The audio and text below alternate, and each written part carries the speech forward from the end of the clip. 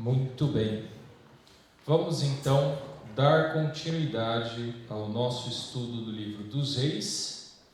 E dando continuidade, nós vamos hoje para o segundo livro dos Reis, né? Como nós estudamos o primeiro domingo passado, e nós continuamos agora com o segundo livro dos Reis. E você já está vendo aqui a passagem do manto, porque o começo do segundo livro de Reis, ele vai mostrar a transição saindo de Elias e indo para Eliseu. Nós vimos o ministério de Elias, né? Lá no primeiro livro dos Reis, no final do primeiro livro dos Reis, o embate dele com Acabe, com Jezabel e toda a perversão que estava acontecendo ali.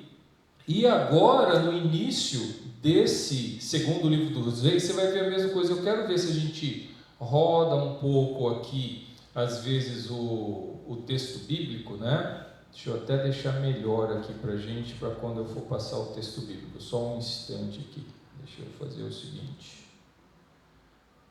Vou fechar tudo e colocar a NA aqui.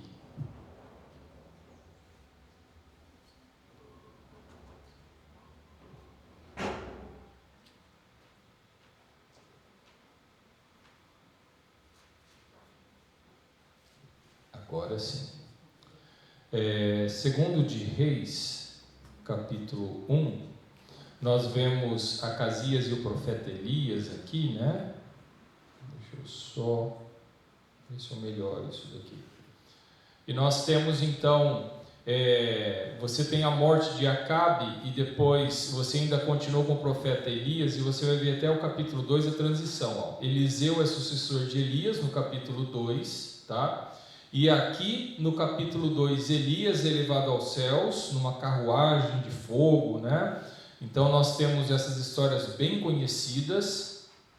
Eliseu, então começa seu ministério, até esse aqui é o texto que o pessoal não gosta, né? Quando garotinhos zombam do profeta e daí vem uma ursa e mata as crianças e tudo mais, o pessoal... Como é que Deus pode ser vingador com criancinhas que só zombaram de um profeta e tudo mais?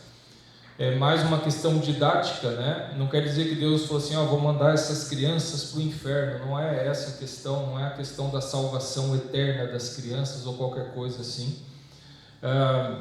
Mas aí nós vamos começar aqui no capítulo 3, alguns eventos exatamente entre o Eliseu e alguns reis, até o que vai acontecer aqui. Nós temos os milagres de novo, o azeite, que ele aumenta o azeite da viúva, a viúva de Serepta, que ele vai dar um filho para ela, né? Ele não, né? A sunamita, quero dizer. Então nós temos os milagres dos profetas acontecendo, desses profetas específicos acontecendo, como Elias e Eliseu. De novo, o que eu tinha falado domingo passado, nós não temos normalmente profetas operando milagres no Antigo Testamento, não é o comum que acontece. Eles só vêm, recebem uma palavra e falam aquela palavra que Deus enviou eles a falar. O que nós temos em Elias e Eliseu, isso um pouco distoante do que a gente vê normalmente de profeta, exatamente pela necessidade daquele momento, a necessidade de demonstrar quem é o verdadeiro Deus. Por isso eles operam milagres para mostrar que não é Baal que é o verdadeiro Deus, não é Moloque, não é Astarote, o verdadeiro Deus é o Deus de Israel. Isso que a gente entende, por exemplo, você vê em histórias, né? Por exemplo, você vê missionários hoje contando as coisas que acontecem no campo missionário, milagres acontecendo no campo missionário, né? Você vê vários missionários contando sobre curas de pessoas, né? Veja o Ronaldo Lidório, vai ver as histórias dele no interior da África. Você vai ver gente sim orando e sendo curado. O Vinícius já contou vários testemunhos aqui das viagens missionárias dele. em lugares onde não se ouve do Evangelho de jeito nenhum, onde não se conhece sobre o Deus de Israel ou o nosso Senhor e Salvador Jesus Cristo, você vai ter manifestações milagrosas acontecendo, né? Então a gente precisa entender que a gente fala, puxa, mas seria tão legal se tivesse milagre acontecendo aqui na nossa igreja, mas Deus tem os seus planos e os seus propósitos, e mais do que isso, Deus continua fazendo milagres. Às vezes a gente que não enxerga, às vezes a gente que não fica sabendo, como eu já contei também aqui, mas profecia, sim, tem profecia na igreja presbiteriana, como eu já falei, já ouvi pastor presbiteriano no presbitério dizendo, numa noite Deus falou assim, domingo você vai pregar esse texto e você vai falar isso, isso, isso, isso. Ele só não subiu no púlpito e falou assim, irmãos, Deus me deu uma revelação e eu tenho uma palavra de Deus para vocês. Ele abriu a Bíblia como todo domingo, ele leu o texto que Deus mandou ele ler, e ele pregou os pontos que Deus mandou ele pregar, mas ele ouviu uma voz dizendo para ele, você vai pregar isso. Então, Deus opera sim e opera no nosso meio, mas esses sinais maravilhosos acontecem exatamente pela necessidade daquele momento. Então nós temos esses profetas, e aqui o que a apresentação está dizendo, né? Ele é o precursor selvagem, porque eles são até descritos, são homens do deserto, inclusive, né? Como é que o Elias vivia, o Eliseu, né? Pele de camelo, vivia no deserto. Quando fala de João Batista, do jeito que ele é uma descrição de quem é Elias, né? Então, o autor registra 7 feitos miraculosos, confrontou a raiz da idolatria de Israel, e aí o que acontece? O discípulo que pede porção dobrada da autoridade, o autor registra 14 atos poderosos, exatamente o dobro, porque ele queria porção dobrada, então 7 de um, 14 de outro, né? Desempenha o mesmo papel vigilante da aliança, tá? Ambos eram homens notáveis exercendo o poder divino absoluto. Qual é a tragédia dessa história? Apesar de todo esse poder miraculoso, eles não conseguiram afastar Israel da apostasia. O povo de Israel continuou longe de Deus, e essa aqui é a tristeza da história, né? E aí nós vamos para a parte central do segundo livro de Reis, antes de chegar no ponto crucial, que é o capítulo 17. Então, nesse bloco do 9 ao 16, nós temos revolução e derramamento de sangue, isso falando do Reino do Norte. O Reino do Norte mergulha em uma espiral de violência e instabilidade política, da qual nunca se recuperará. Então, o que você vai ver, se você ver esses capítulos, de novo eu só vou caminhar um pouco aqui, tá? Você vai ver, lembrem sempre do seguinte, né? Você está vendo que Geu é ungido rei de Israel. Nesse momento, Israel não é todo o povo de Israel, é apenas o reino do norte.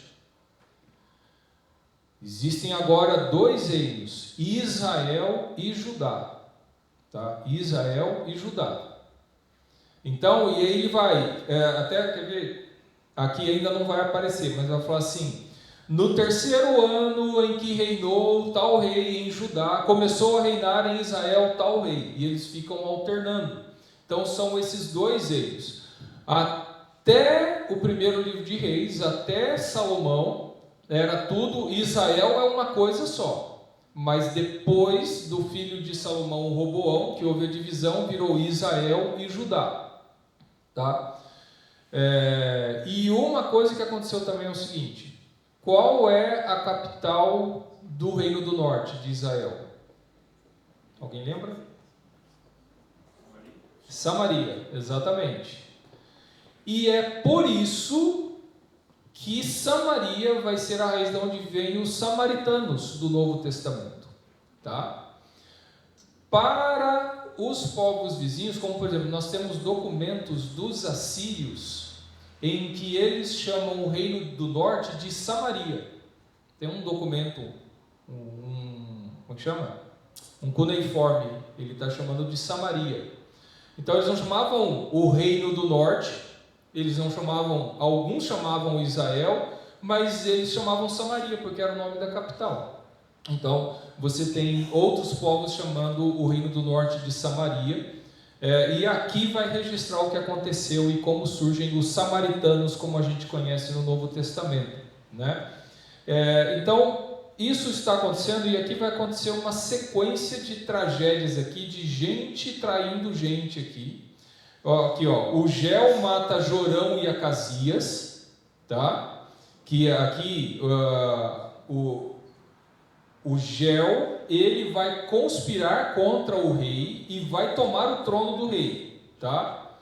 E vai continuar aqui a história, a morte de Jezabel. Aí você lembra da Jezabel, do Acabe, ela finalmente vai morrer, tá? Inclusive, o Gel, ele foi...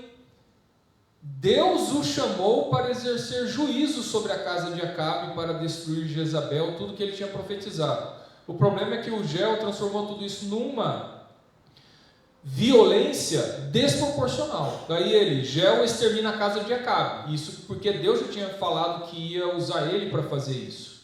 O problema é que depois dele acabar com a casa de Acabe, né, ele começa a matar todo mundo para se garantir no poder. É isso que acontece. E aí depois ele é repreendido, tá? Aqui, Gel mata os adoradores de Baal. Olha que bom, ele está fazendo uma coisa boa. Só que ele agora vai extrapolar, tá? Ele está fazendo tudo isso estrategicamente. Aí o Gel é morto, né? E aí a Atalia, a mãe do rei, usurpa o trono, toma o trono e começa a sequência de um matando o outro para ficar no trono. Esse é o Reino do Norte, tá? A morte de Atalia, a aliança de Joiada e por aí vai. Agora aqui é o Joás lá no reino de Judá, aqui já é lá no reino do sul, em Judá. Então o que está acontecendo aqui nessa história, toda essa sequência trágica do reino do norte, é que eles estão longe de Deus espiritualmente e eles estão numa bagunça institucional. Politicamente falando, está um traindo o outro, um tentando tomar o trono do outro. Israel, o reino do norte, está uma grande bagunça. É isso o que está acontecendo, é o que está dizendo aqui, tá? A revolução de Gel, inicialmente enviado por Deus para destruir a família de Acabe, a violência de Gel sai do controle. O ciclo de sangue, inicia-se uma era sombria de golpes de estado contínuos e abandono da aliança. Cada novo rei segue deuses falsos e permite injustiças sociais horríveis. Então, o reino do norte está num estado terrível, numa situação terrível. É isso que está acontecendo e que é descrito ali. No reino do sul, em Judá, as coisas não estão tão boas assim. Eles estão melhor do que o reino do norte, eles não estão com esse monte de ciclo de golpes de estado. Alguns reis caminham mais ou menos bem, não tão grave quanto o reino do norte, né? Só que aí nós vamos chegar no capítulo 17, tá? Que é o ponto de colapso. Eu só vou rolar aqui até o capítulo 17 para pegar alguns pontos. De novo, a conspiração aqui contra o rei Joás, você tem um monte de coisa acontecendo, tá? O Eliseu morre aqui, a profecia final dele, o reinado de Amazias. É que a gente vai ter uma série de reinados. Agora, vamos para o capítulo 17, e nós precisamos focar no capítulo 17. E eu gostaria que nós lêssemos boa parte dele. Nós vamos ler aqui o começo, falando sobre a queda de Samaria e o cativeiro de Israel. No 12º ano do reinado de Acás, rei de Judá, Oséias, filho de Elá, começou a reinar e reinou sobre Israel em Samaria 9 anos. Fez o que era mal aos olhos do Senhor, porém não como os reis de Israel que vieram antes dele. Ou seja, ele fez o que era mal, mas não fez tão mal quanto alguns fizeram. Tá. Salmaneser, rei da Assíria, fez guerra contra Oséias, e este ficou sendo servo dele e lhe pagava tributos. Porém o rei da Assíria descobriu que Oséias estava conspirando contra ele.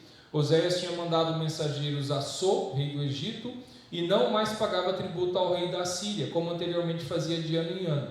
Por isso o rei da Assíria prendeu Oséias e o lançou num cárcere. Depois o rei da Assíria passou por toda a terra, foi até a cidade de Samaria e a sitiou por 3 anos. No 9º ano do reinado de Oséias, o rei da Assíria conquistou Samaria, ou seja, depois dos 3 anos ele conseguiu entrar na cidade e levou os israelitas para a Assíria. Ele os fez habitar em Halá, junto a Rabor, rio de Gozã, e nas cidades dos Medos. E agora o autor vai explicar a causa do cativeiro, o porquê isso ocorreu. Antes de nós lermos a causa aqui, entenda que aconteceu o seguinte: a Assíria, naquele momento, era a superpotência. Ela foi por algumas décadas, por volta de 100 anos, a superpotência da época. Super poderosa, super violenta. Essa é a Assíria em que o profeta Jonas vai pregar para eles. Na época de Jonas, Nínive era a capital da Assíria. Nínive não foi sempre a capital, tinha uma outra capital, que eu esqueci o nome agora, mas depois de um período, Nínive era a capital da Assíria. E eles eram conhecidos por serem extremamente violentos, faziam pirâmides de cabeça das pessoas que eles degolavam, chegavam numa cidade, matavam todos os homens, fazia pirâmide com as cabeças dos homens. Um monte de reinos faziam isso, porque você ganhava a batalha só com o medo que o pessoal tinha de você. Faz atrocidades absurdas, que o próximo povo, quando ouvir a atrocidade, vai ficar com tanto medo que já vai se entregar. Então, era a estratégia do pessoal. Só que a Assíria tinha uma estratégia. Quando eles tomavam o reino, eles já eram super poderosos, eles desceram, pegaram todo mundo no caminho. A Síria é outro país, era um país pequeno ali perto de Israel, já tinha sido engolido pela Assíria. Damasco e os arameus damascenos já tinham sido engolidos pela Assíria. E ela continuou seguindo e ela chegou no Reino do Norte. Ela, em primeiro lugar, o rei de Israel se entregou tipo assim: se você não deixar eu aqui, eu vou te pagando imposto. Né? Só que era imposto pesado para você me deixar aqui, eu viro um aliado seu.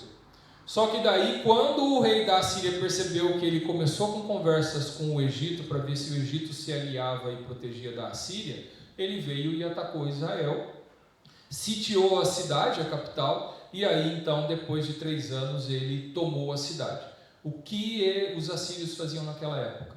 Quando eles tomavam o povo, eles misturavam todo mundo. Ele pegava o pessoal da terra, levava para outra região, e gente de outra região trazia para aquela terra. Para quê? Para eles se misturarem, para eles não falarem o mesmo idioma, para eles não montarem resistência ou complô. Eles misturavam todo mundo. E o que vai acontecer? Esse é o ponto-chave para entender o que são os samaritanos. Os israelitas, o reino do norte, o povo do reino do norte, se misturou com pessoas estrangeiras e começaram a se casar, a viver junto, a fazer família. O que o reino do sul, então, depois os judeus vão falar: vocês não são mais israelitas de verdade. E pior que um gentio é um israelita que se misturou com gentio. Então vocês são pior do que quem não é israelita, por vocês terem se misturado. E é nisso que começa esse ranço. Tão forte isso que você vai ver, que quando o reino do sul, Judá, voltar do cativeiro da Babilônia, os samaritanos, que é o pessoal do reino do norte misturado com outros povos, eles vão tentar sabotar a reconstrução de Jerusalém.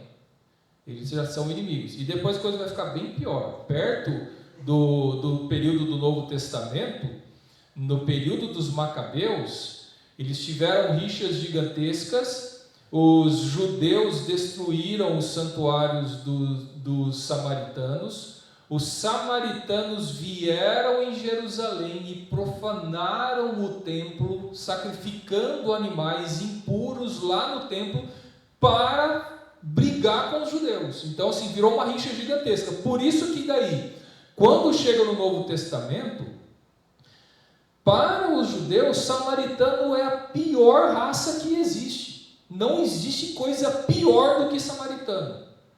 E quando Jesus na parábola fala que o samaritano que fez a coisa certa, é assim, estarrecedor, é inaceitável para um judeu, entendeu? E esse que é o radicalismo do que Jesus está falando. Falou assim, até o samaritano você tem que amar, porque um samaritano ama um judeu até. Então, você queria falar, Suzana? Você falou que nós temos o reino do norte, tem Samaria, reino do sul, tem Judá. Isso. Onde está Samaria? Samaria, ela fica ali no norte mesmo. Isso, o reino do norte chama-se Israel, e a capital do reino do norte chamado Israel é Samaria. É uma cidade, Samaria, ela é somente uma cidade. Mas alguns naquela época começaram a chamar o reino do norte de Samaria, deram o nome da capital para o reino todo. É isso que aconteceu, entendeu? Então ele falou assim, então Samaria tal coisa, e aí virou depois os samaritanos. Ok, ponto importantíssimo aqui, a causa do cativeiro. E aí nós estamos falando do seguinte, esse é o cativeiro do reino do norte. Daqui a pouco, o cativeiro do reino do norte, ou Israel, ou Samaria, que a Assíria capturou eles e fez isso. Daqui a pouco, o mesmo vai acontecer com o reino do sul, com Judá. Tá? Porém, quando for com Judá, a Assíria não é mais a superpotência da época. A Assíria foi engolida pela Babilônia, e a Babilônia agora é a grande potência da época.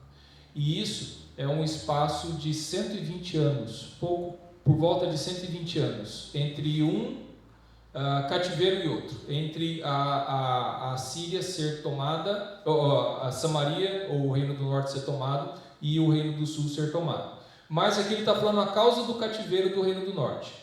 Isso aconteceu porque os filhos de Israel pecaram contra o Senhor seu Deus, que os tirou da terra do Egito e os livrou do poder de Faraó, do rei do Egito, e temeram outros deuses. Andaram nos estatutos das nações que o Senhor expulsou de diante dos filhos de Israel, e nos costumes estabelecidos pelos reis de Israel. Por isso que, só uma nota, olha só, versículo 8, andaram nos estatutos das nações que o Senhor expulsou de diante dos filhos de Israel, e nos costumes estabelecidos pelos reis de Israel. Aqui vem a questão da responsabilidade da liderança. Os reis estabeleciam costumes para o povo.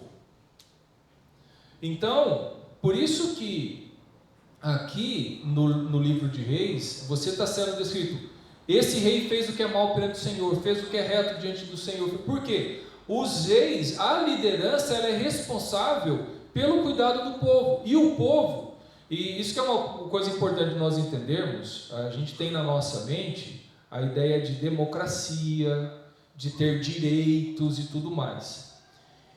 Isso não existia no cérebro de absolutamente ninguém naquela época. É isso que a gente tem que conseguir arrancar a nossa visão moderna. Naquela época o rei disse, a minha função é fazer o que o rei disse. Não é assim, mas eu não concordo muito com o que o rei disse. Ninguém disse que é para concordar ou discordar. Se o rei disse, a gente faz. Não existe questionamento nesse sentido. Então, é por isso que a responsabilidade é muito forte para a liderança. Entenda que não existe democracia, a voz dos outros, o contraditório. O rei é, inclusive, não só em Israel, em outros povos, o rei, você tem em outros povos a descrição dos reis como pastores do povo, aquele que guia o povo.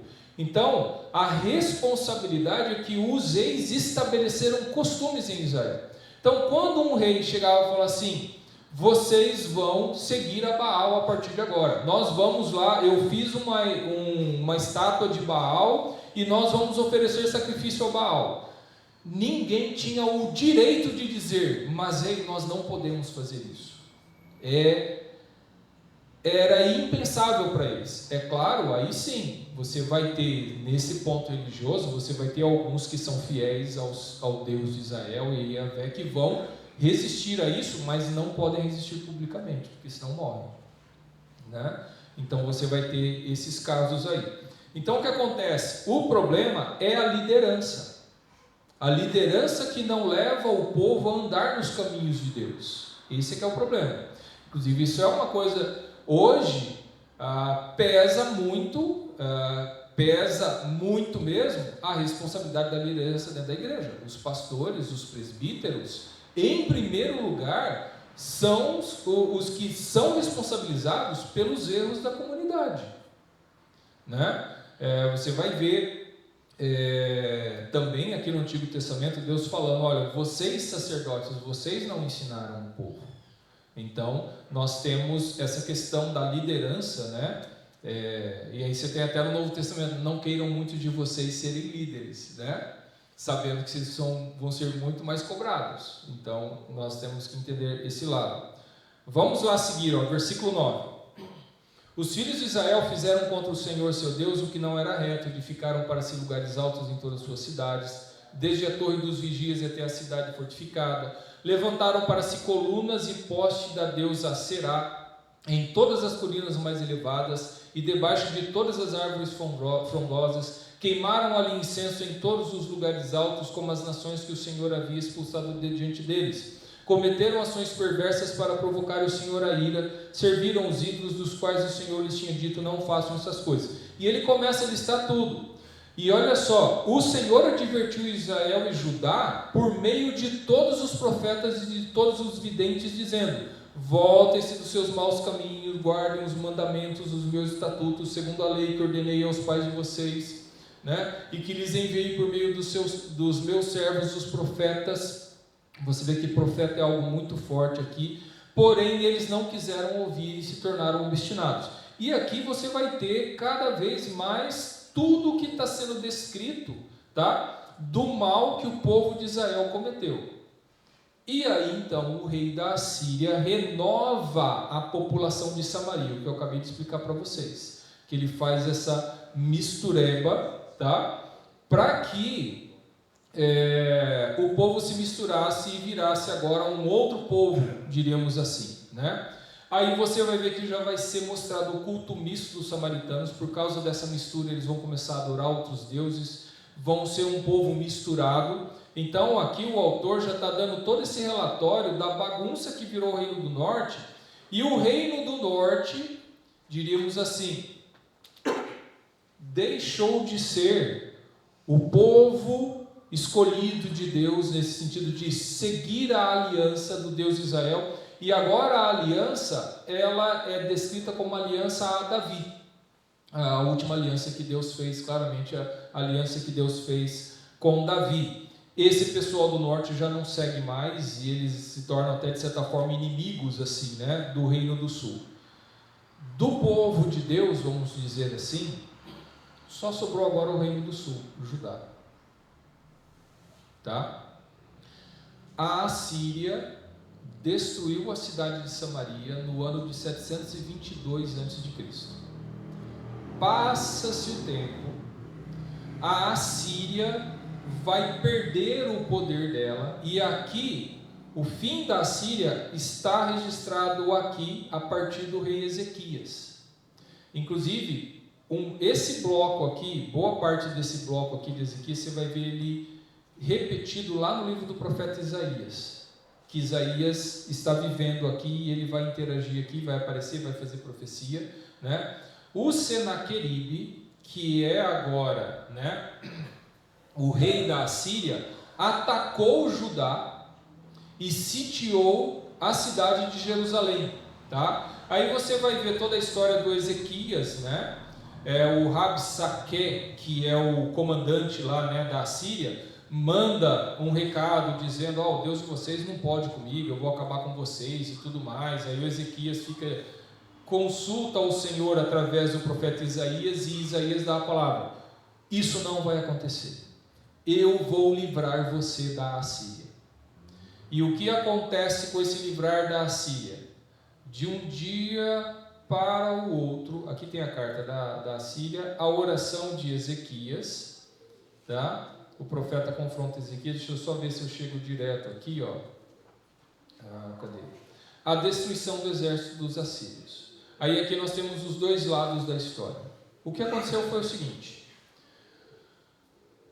os assírios estavam fazendo cerco em Judá para tomar o reino, assim como eles tomaram do reino do norte. Só que, do dia para a noite, os assírios somem do mapa. E Judá foi poupado. Isaías já tinha dito isso para o rei Ezequias: não tema, que o Senhor vai livrar vocês. Nós temos a versão dessa história nos escritos dos assírios. Eles nunca vão falar que isso aconteceu.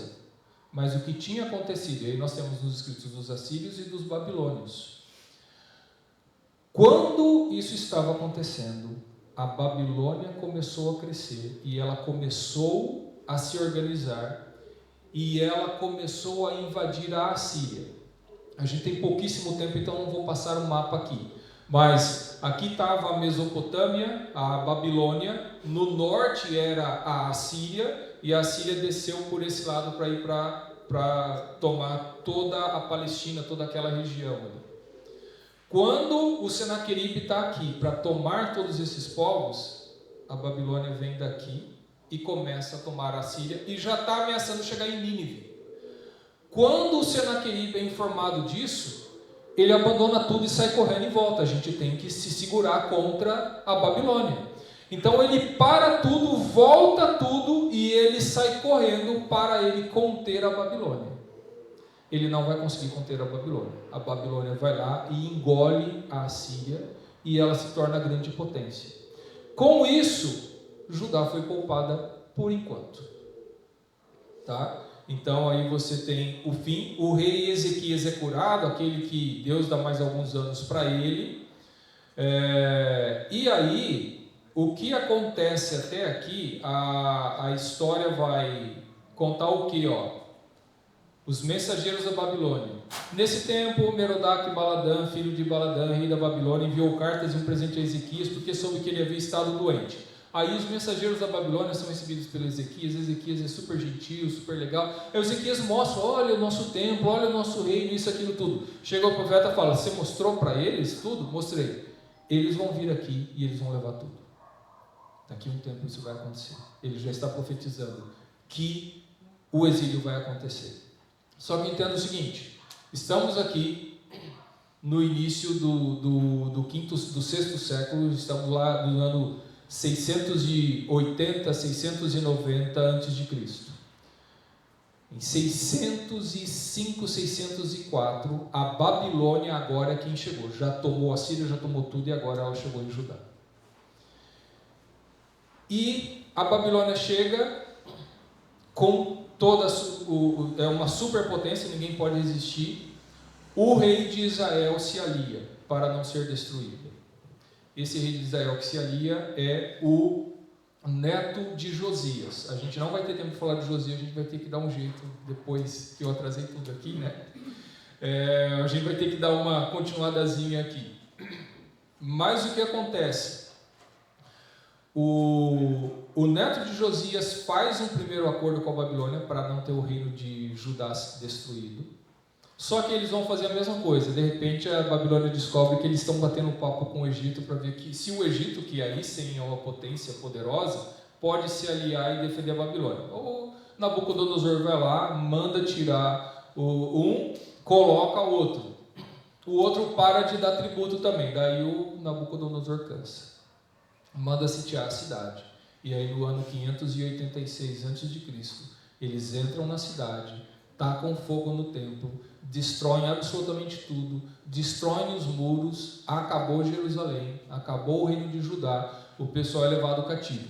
Anos antes, a primeira vez que o Nabucodonosor chegou, ele já tinha levado Daniel, toda a aristocracia. Quem era intelectual ou tinha trabalhos artísticos manuais eram levados. Esse era um outro critério da Babilônia. Quem tem potencial para nos ensinar coisas, nos trazer conhecimento, a gente leva, preserva para ajudar a ampliar o império. o resto do povo, o povo simples, fica lá. A gente não está preocupado com isso. Só que, então, assim que ele pega essa primeira leva da aristocracia que vai para a Babilônia, como Daniel e seus companheiros, a cidade de Judá continua intacta, porque ele tinha feito um acordo, né? O rei tem que pagar tributo e tem que ser fiel à Babilônia.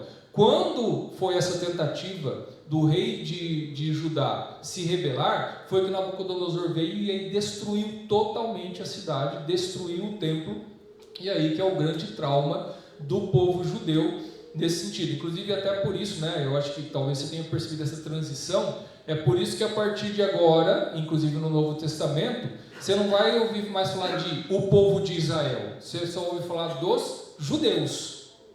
E agora virou os judeus. Por quê? Se limita ao povo, ao reino do sul, que agora foi para a Babilônia. Quando eles voltarem, serão os judeus. E aí vai ter o que se chama, quando eles voltarem do exílio, o judaísmo do segundo templo. Porque depois vai ser construído um novo templo, é o segundo templo. E por que judaísmo do segundo templo? Porque a religião deles vai mudar bastante. Porque eles passaram 70 anos na Babilônia sem templo, sem poder fazer sacrifício, sem todos os rituais. Como é que a gente faz agora? Como é que a gente continua a nossa religião?